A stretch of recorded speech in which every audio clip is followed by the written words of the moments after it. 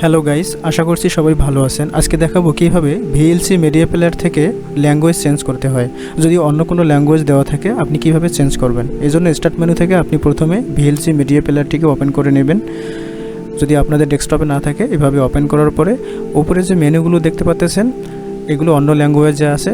তো আপনি শেষ থেকে 3 নম্বর যে মেনুটি আছে শেষ থেকে 3 নম্বর মেনুটিতে ক্লিক দিবেন। এরপরে নিচে সবার নিচে যে একটা অপশান আছে কন্ট্রোল পি ক্লিক করলেও হবে কিবোর্ড থেকে, অথবা এই অপশানটিতে মাউস দিয়ে ক্লিক করবেন, এরকম একটা পেজ চলে আসবে। তো এখানে ডান পাশে যে ড্রপ ডাউন মেনুটি আছে এখানে সবগুলো ল্যাঙ্গুয়েজ দেওয়া আছে। আপনি এখান থেকে যে ল্যাঙ্গুয়েজটি সেট করতে চান সেটা এখান থেকে সিলেক্ট করবেন এবং নিচে যে অপশানটি আছে এখান থেকে সেভ করে দেবেন। ওকে, এখন এটাকে আমরা ক্লোজ করে দিয়ে যদি এটাকে আবার ওপেন করি তাহলে দেখব যে ল্যাঙ্গুয়েজটি চেঞ্জ হয়ে গেছে, অর্থাৎ আমেরিকান ইংলিশে সেট হয়ে গেছে।